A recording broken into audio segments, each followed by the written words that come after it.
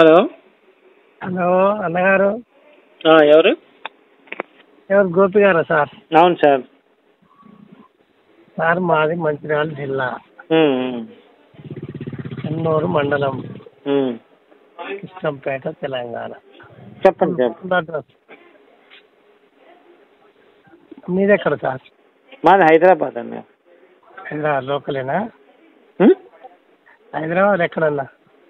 కుక్కడపల్లి అండి. కుక్కడపల్లి. అదే అన్న, మీ ప్రసంగం విన్నా నేను. మీ వాక్యాలు వింటున్నానే. ఓకే. సరే అన్న, బైబిల్ మంచిగానే స్పష్టంగానే చదివినావు. మరి క్రీస్తు శకం, క్రీస్తు పూర్వం అని ఎందుకు ఉన్నదన్న? అప్పుడు బ్రిటిష్ వాళ్ళు ఎక్కువ ఉండటం వల్ల అది పెట్టారు. సూర్యుడు అస్తమించని సామ్రాజ్యం అంటారు కదా, అంటే ప్రపంచం మొత్తాన్ని బ్రిటిష్ వాడు ఏలాడు. ఏలినప్పుడు క్రీస్తు శకం, క్రీస్తు పూర్వం అని వాడు పెట్టుకున్నాడు. వాడే రాజు కాబట్టి అందరి మీద వాడు పెట్టింది చట్టం అయింది అప్పుడు. అది ఇప్పుడు తీసేశారు, అది 2014లో తీసేశారు. ఇప్పుడు ఎందులో అన్ననే ఉన్నాం కదన్న, క్రీస్తు శకం లేదు. సామాన్య శకం తర్వాత సామాన్య శకానికి ముందని ఇప్పుడు అంటున్నారు. అట్లా.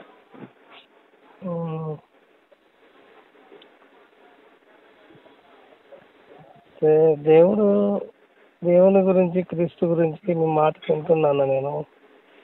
మీరు క్రిస్టియనా, హిందువా? నేనా అన్న? హిందూ, ఇప్పుడు క్రిస్టియన్. ఇప్పుడు క్రిస్టియనా? అంటే మీరు బాప్టిజం తీసుకున్నారా? తీసుకున్నానే. దేనికి? ఏంటి దాని లాభం ఏంటి? ఇప్పుడు మీరు క్రైస్తవ మతంలోకి మారారు, ఏంటి దానివల్ల మీరు పొందిన లాభం ఏంటి? లాభం కొరకు అన్న దేవుని నమ్ముకునేది. అంతే మరి. ఇప్పుడు లాభం కొరకు నమ్మలే. అది ఒక నిమిషం నన్ను చెప్పనే. ఇప్పుడు అంటే నేను చూసిన సాక్ష్యాలన్నీ కూడా, నాకు యేసు అది చేయలేదు, సారీ హిందూ దేవుళ్ళు అది చేయలేదు, ఇది చేయలేదు, యేసుని నమ్ముకుంటే ఆ పని అయిపోయిందని చాలా మంది చెప్తున్నారు. జనాల మెదడులో కూడా ఎలా నాటుకుపోయిందంటే యేసుని నమ్ముకుంటే ఏదో జరుగుద్ది అని చెప్పి వెళ్ళిపోయింది జనాల్లో, అట్లా నాటుకుపోయింది. అందుకే నా ఉద్దేశంతో అడిగాను, మీరు బైబిల్ చదివి మతం మారారా, లేకపోతే ఎవరైనా చెప్తే మతం మారారా, లేకపోతే మీరు ఎలా మతం మారారు? అయితే ఒక విషయం ఏంటంటే, మన కళ్ళు మనల్ని మోసం చెప్తాయి. సహజమే, అది సహజం. అయితే ఒక మాటను, భూమి ఆకాశము అంటినట్టే కనబడతాయి కానీ అవి అంటాయి. భూమి ఆకాశము అంటినట్టే కనబడతాయి కానీ అవి అంటాయి. ఉంటానా? మనుషుని జ్ఞానం మాట దేవునికి వెర్రితనంతో సమానం. సరే, మనం జ్ఞానవంతులమని అనుకున్న వారందరూ బుద్ధిహీనులైంది. మనుషుని జ్ఞానం ఏం చేస్తామని విజయనన్నా, ఒకరు లోకమంతయు సంపాదించుకొని తన ప్రాణాన్ని బుర్రగొట్టుకుంటే ఏమి రాదు. జ్ఞానం అంటే ఏముంది బైబిల్లో? జ్ఞానం అంటే బైబిల్లో ఏముంది? మంచితనం చేసుడే జ్ఞానం. నిన్ను వలని పొరుగు వానికి ఆశ్రయం ఇచ్చినా గానీ ఎదుటి వ్యక్తికి. భగవద్గీతలో సర్వ సృష్టి పట్ల దైవ కలిగి ఉంది అంటే, ఇప్పుడు ఒకసారి బైబిల్లో ఏముంది అంటే, నీ నీ పొరుగు వాళ్ళని వారిని ప్రేమించమంటే దాని అర్థం ఏంటి? మనుషులు మాత్రమే ప్రేమించమని, జంతువుల్ని, కుక్కల్ని వాటి మీద దయ కలిగి ఉండదని చెప్తుంది. కానీ భగవద్గీత ఏం చెప్పింది? సర్వ ప్రాణి కోటి పట్ల దయ కలిగి ఉండు, ప్రేమ కలిగి ఉండు అని భగవద్గీతలో చెప్పాడు. ప్రేమ కలిగి లేదే కుక్కలు పెంచుకున్నారా క్రైస్తవులు? అవును. ఇప్పుడు సర్వప్రాణి అంటే ఏంటి? కోడి, కుక్క, పంది ఇవన్నీ వస్తాయి. ఇప్పుడు కాదు ఒక్క నిమిషం నన్ను చెప్పని. భూమి మీద మనుషులు లేకపోతే ఈ భూమి ఏం కాదు, సృష్టి అంతా కూడా బతికే ఉంటుంది, నష్టమేం లేదు సృష్టికి. కానీ జంతువులు, పక్షులు, కీటకాలు లేకపోతే నువ్వు 1 గంట కూడా బతకలేవు భూమి మీద.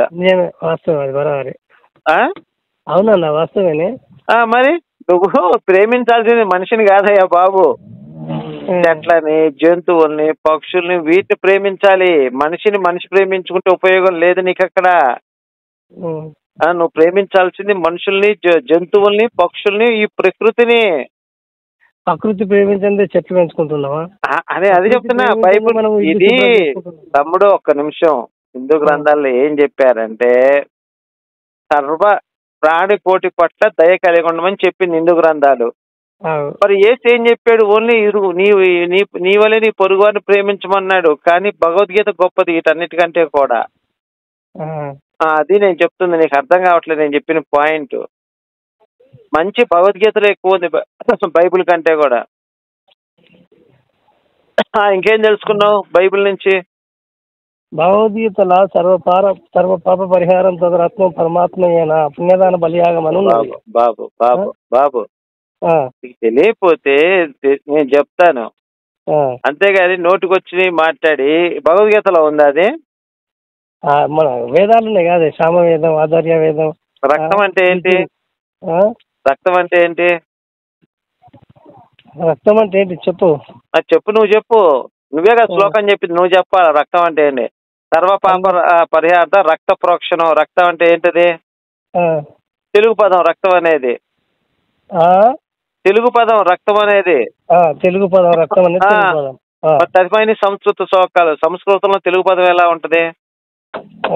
అందుకని అది సృష్టించింది, దాని సంగతి వదిలేయి. దాని దగ్గరికి రావద్దంటవా? అసలు అది లేదే లేదు. రక్తం అనేది తెలుగు.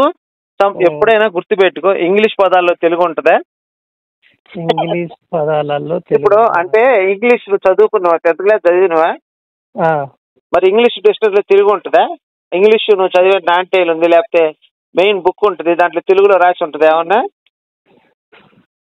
తర్జుమా ఉంటుంది కదన్నా.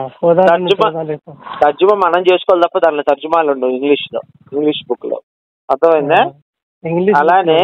అలానే సంస్కృతంలో తెలుగు అనేది ఉండదు. తెలుగు అనేది 2-3 వేల సంవత్సరాల క్రితమే తెలుగు భాష వాడారు. సంస్కృతం ఎప్పటి నుంచో ఉంది. కాబట్టి ఇది క్రియేట్ చేసిన వాక్యం తప్పితే ఇది వేదాల్లో కానీ హిందూ గ్రంథాల్లో కానీ లేదు ఇది. నెక్స్ట్ ఇంకెందుకు మారినావు నువ్వు మతం ఎందుకు మారినావు అంటున్నావా? సత్య మార్గం అని తెలుసుకున్నా. ఏంటది? మాకు కూడా తెలుసు, మేము తెలుసుకుంటాం. అంతేనా? నీకు ఎందుకు తెలియదు? నువ్వు 18 సార్లు బైబుల్ చదివినావు, నీకు తెలియదా? సత్య మార్గం అంటే ఏంటిది? చదివితే నీకు తెలియదు? నేను చదివానులే అయ్యా, నాకు ఏం కనపడలేదు దాంట్లో. మంచి నువ్వేమన్నా చదివితే తెలుసుకుందామని. ఇగో చక్కటి బియ్యములైనా కొన్ని మెరుగలు వెళ్తాయి. నేను అది కాదు అంటుంది.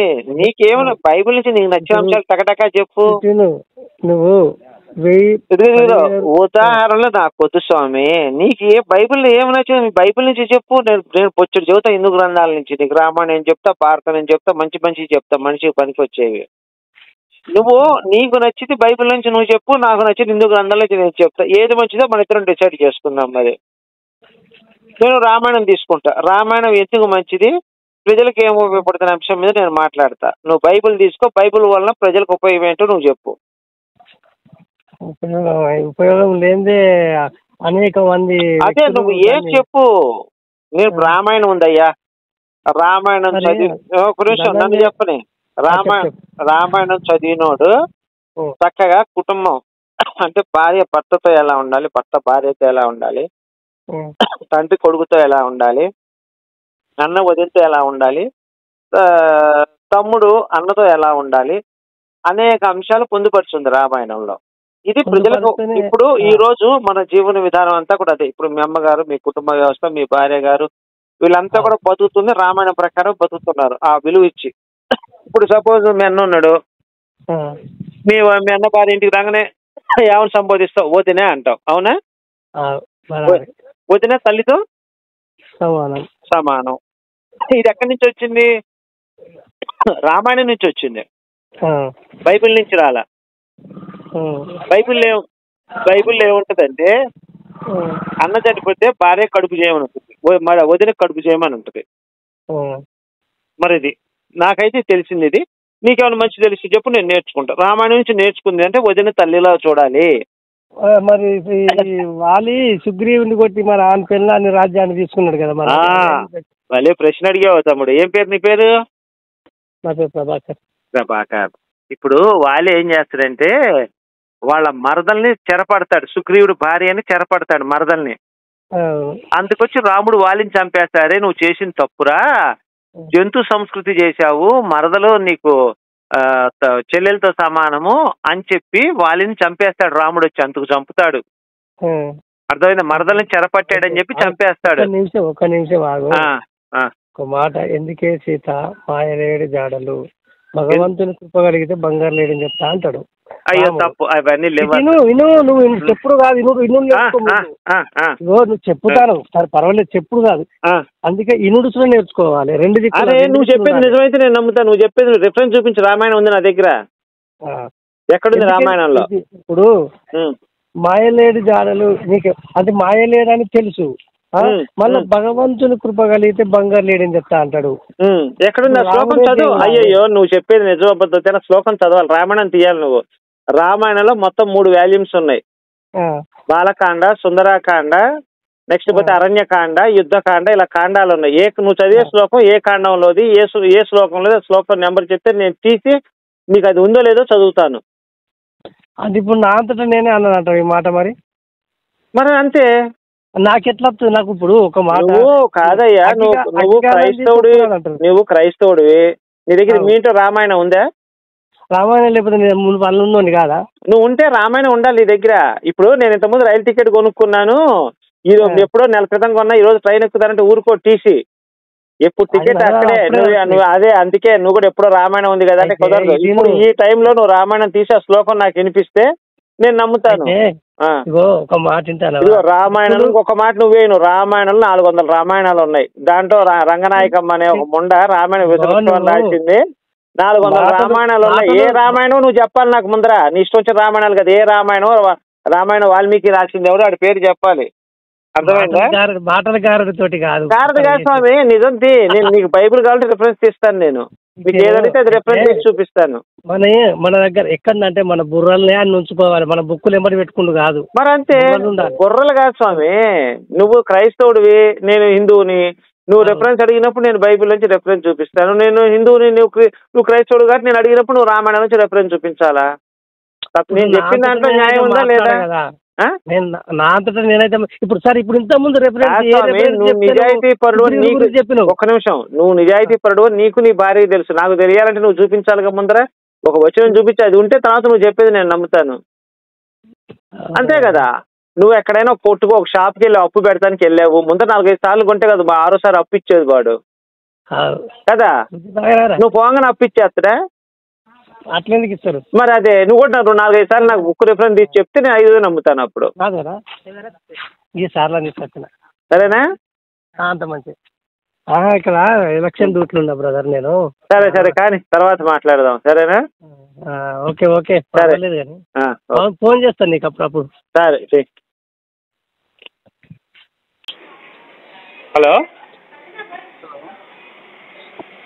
హలో నమస్తే సార్ గోపి గారా సార్? అవును సార్, నమస్తే అండి. చెప్పండి సార్, నేనేనండి.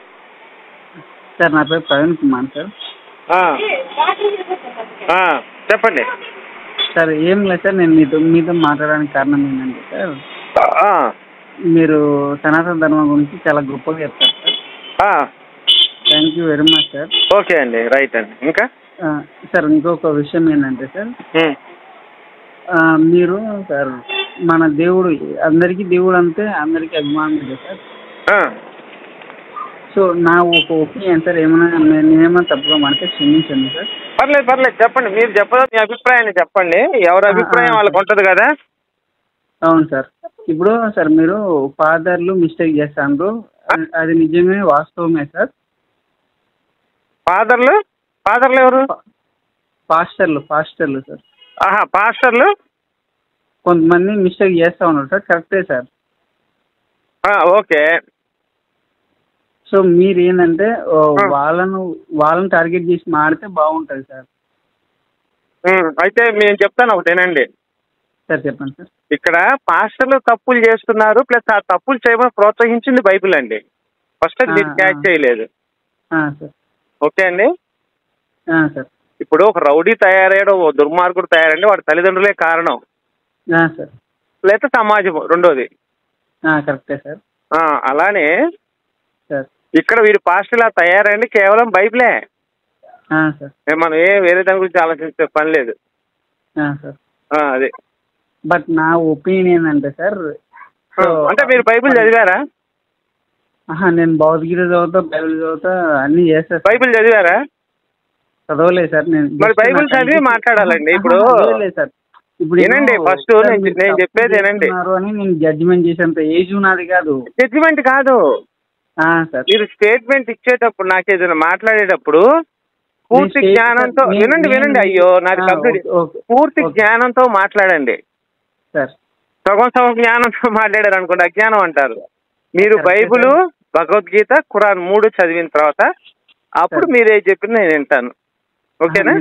నేను ఇప్పుడు సార్ మీకు చెప్పేంత గొప్ప వ్యక్తిని కూడా కాదు సార్, వీడియోస్ అవుతున్నా సార్. ఓకే, పర్లేదు. ఇప్పుడు జ్ఞానానికి వయసుతో సంబంధం లేదు కదా. నాకు అనిపించింది ఏంటంటే సార్, మామూలుగా మనం ఇండియా పౌరులం కదా సార్. సో ఆల్మోస్ట్ మీకు నేను కామెంట్ కూడా చేసిన సార్ అదే. ఏమనంటే సార్, దేవుళ్ళు ఫర్ ఎగ్జాంపుల్ సార్, హిందువులు వాళ్ళ దేవుని చూసినారు సార్, క్రిస్టియన్ కూడా వాళ్ళ దేవుడిని చూసినారు సార్. మనకి ఎవరైతే సాయం చేయగలరో వాళ్ళే మనకు దేవుడు అని నేను నమ్ముతాను. సహాయం చేసేదేంటి బాబు? కదయా బాబు సార్, దేవుడు సహాయం చేసేదేంటి? కష్టపడి నువ్వు చదువుకుంటే 10th క్లాస్ నువ్వు పాస్ అవుతావు, దేవుడు పాస్ చేపిస్తాడా? అదే సార్, నేను కూడా నా ఒపీనియన్ కూడా అదే సార్. కష్టపడి మనం చదువుకో. భగవద్గీత ఏం చెప్పింది? కష్టపడి పని చేయి, నీ కర్మలు నువ్వు అనుసరించు, ప్రతిఫలం నేను ఇస్తా, ప్రతిఫలం కోసం ఎదురు చూడొద్దని చెప్పింది. That is true sir. Bible ఏం చెప్పింది? నువ్వు ప్రార్థన చేయి, సమస్తం సాధ్యమే నీకు అని చెప్పింది. నువ్వు ప్రార్థన చేయి, నువ్వు ప్రార్థన చేసి చదవకుండా పాస్ అవుతావా? అంటే నేను బైబిల్ కు ఫేవరబుల్ కాదు సార్. ఫేవర్ అని కాదు బాబు, నువ్వు కొంచెం జ్ఞానం అనేది తెలుసుకోవాలని చెప్తున్నా నేను, అంతే. నిన్ను తప్పు పడతలేదు, నేను తిడతలేదు, నువ్వు లేకపోతే నేను ఏమనట్లా. అంటే నాకేంటంటే సార్, ఫర్ ఎగ్జాంపుల్ సార్, నాకు అనిపించింది చెప్తా సార్. నువ్వు స్టేట్మెంట్లు ఇచ్చేటప్పుడు పూర్తిగా అన్ని తెలుసుకొని స్టేట్మెంట్ ఇచ్చావు అనుకో, నువ్వు ఆర్గ్యూ చేయడానికి బాగుంటది. అయ్యో మీరు ఆర్గ్యూ అనుకోవద్దు సార్. ఆర్గ్యూ కాదు, ఇప్పుడు ఆర్గ్యూ అంటే ఐ మీన్ అవునండి, కాదండి, లేదండి, ఇలా ఉంది కాదండి అన్నం అనుకో, అది ఆర్గ్యుమెంట్ అయిపోద్ది. మీరు చెప్పింది రైట్ సార్ అన్నారు అనుకోండి, అది ఆర్గ్యుమెంట్ కాదు. మీరు ఆర్గ్యుమెంట్ అంటే తమ్ముడు, ఆర్గ్యుమెంట్ అంటే ఏంటి? ఆర్గ్యుమెంట్ అంటే ఏంటి? నువ్వు ఖండించడం, నువ్వు నన్ను ఖండిస్తున్నావు, అది ఆర్గ్యుమెంట్ అయిపోద్ది. సార్ మీరు అలా ఫీల్ కావద్దు. పర్లేదు చెప్పండి. నేను అనేది ఏంటంటే సార్, ఇప్పుడు మనము హిందువులము, మనం క్రిస్టియన్ దేవుళ్ళని తిట్టడము, క్రిస్టియన్ వాళ్ళు మన దేవుని తిట్టట్లేదు, నేను ప్రశ్నిస్తున్నాను సార్. అంటే బట్ మీరు ప్రశ్నించడం వాస్తవమే సార్, కానీ కాదు. నా ఇంటికి వచ్చి ఆ బూత్ పుస్తకాన్ని ఇచ్చి నా దేవుడు ఇన్ని కోసమే చచ్చాడంటే నేను ప్రశ్నించడం తప్ప నాది? అయ్యయ్యో నేను తప్పనట్లే సార్, బట్ అదేదో ఇప్పుడు మీరు చెప్తా ఉన్నారు సార్, నేను కొన్ని విన్నా సార్. దానివల్లనే నేను ఇప్పుడు మీకు కాల్ చేయడానికి కూడా కారణము ఏంటంటే, మరి అమ్మ, సో ఫర్ ఎగ్జాంపుల్ ఇప్పుడు మన అమ్మ మనం ఎంత వాల్యుబుల్ ఇస్తామో, అవును కరెక్టే చెప్పింది, వాల్యుబుల్ ఇస్తారు. అవును రైతే, కానీ వ్యభిచారం తీసుకొచ్చి పతివ్రత అని చెప్పడం తప్ప కాదా? పతివ్రత, సో పతివ్రతను తీసుకొచ్చి ఈమె పతివ్రత ఈమె వేస్ట్ అని తీసుకొచ్చి పతివ్రత అని చెప్తే ఎట్లా? మనకి తప్పు కదా అది. సార్ నేను యాక్చువల్గా ఇస్కాన్ పోతాను సార్, కాబట్టి ఇస్కాన్ పోతా సార్. క్రిస్టియన్కి పోతారా? ఇస్కాన్ టెంపుల్ పోతా. పోండి, ఎక్కడికైనా వెళ్ళండి. నాకేంటంటే సార్, అది మన హిందూ ధర్మంలో ఇట్లా జరుగుతా ఉంది. అసలు మన హిందువులను తిట్టేదానికి వాళ్ళు ఎవరు, వాళ్ళ మతం తిట్టేదానికి మనం ఎవరు అనే ఒక్క ఆలోచన వచ్చింది సార్. ఎందుకు వచ్చింది ఆ ఆలోచన అంటే సార్, మా బుడ్డోడు స్కూల్కి పోతాడు సార్. ఇప్పుడు ఏం చెప్పదలుచుకున్నారు ఇంతకి ఫైనల్ గా? నేను కొంచెం బయట ఉన్నాను, త్వరగా చెప్పండి. అయ్యో sir, sorry for the disturbance. పర్లేదు చెప్పండి సార్. నేను అనేది ఏంటంటే సార్, మనము ఒక దేవుని తిట్టడము, దేవుని వాళ్ళతో అనేది భావ్యం కాదేమో అని జస్ట్ నా ఒపీనియన్ సార్. మనం ఏంటంటే sir, all of Indian people sir, మనం ప్రతి ఒక్క కులాన్ని, ప్రతి ఒక్క మతాన్ని, ప్రతి ఒక్క దేవుని, ప్రతి ఒక్క గంధాన్ని మనం గౌరవించిన బాధ్యత మనకు ఉంది సార్. కాదే, మీ ఇంటికి వచ్చి నువ్వు చెప్పింది కరెక్టే, నీ ఇంటికి వచ్చి సెక్స్ పుస్తకం ఇస్తారు, నువ్వు నన్ను గౌరవిస్తావా? అయ్యో ఎందుకు గౌరవిస్తాను సార్, గౌరవించాం కదా. మరి అదే కదా నేను చేస్తుంది పని. ఇప్పుడు నా ఇంటికి తీసుకొచ్చి సెక్స్ పుస్తకం ఇస్తే నేను ఎందుకు గౌరవిస్తాను? సార్ ఏమో నాకు చెప్పాలనిపించింది చెప్పినా సార్. కరెక్టే తమ్ముడు, సల్లు పిసికించుకోవడం, నోట్లో అంగం పెట్టి చేయడం, ఇవన్నీ బూతులే లేకపోతే మంచి వాక్యాలంటావు నీ దృష్టిలో? బూతులే సార్. మరి బూతులు అయినప్పుడు అలాంటి పుస్తకాన్ని నా ఇంటికి తీసుకొచ్చి ఇస్తే నేను ఖండించాను, దాంట్లో తప్పే ఉంది. ఎందుకంటే సార్ ఇప్పుడు హ్యాండ్సెట్ అనేది చిన్న, అప్పుడు ప్రపంచంలో అన్నిటికంటే సులభం ఏది చెప్పు? సార్ అర్థం కాలేదు సార్. ప్రపంచంలో అన్నిటికంటే సులభమైన పని ఏది చెప్పు? తెలియదు సార్ నిజంగా. ఎదుటోడికి నీతులు చెప్పటం. అన్నిటికంటే కష్టమైన పని దాన్ని అమలించలేం సార్. రైట్, క్యాచ్ చేసావు, తెలియగలడు. సరేనా? సరే తమ్ముడు, okay right. Okay sir, thank you very much sir. Bye sir. Bye.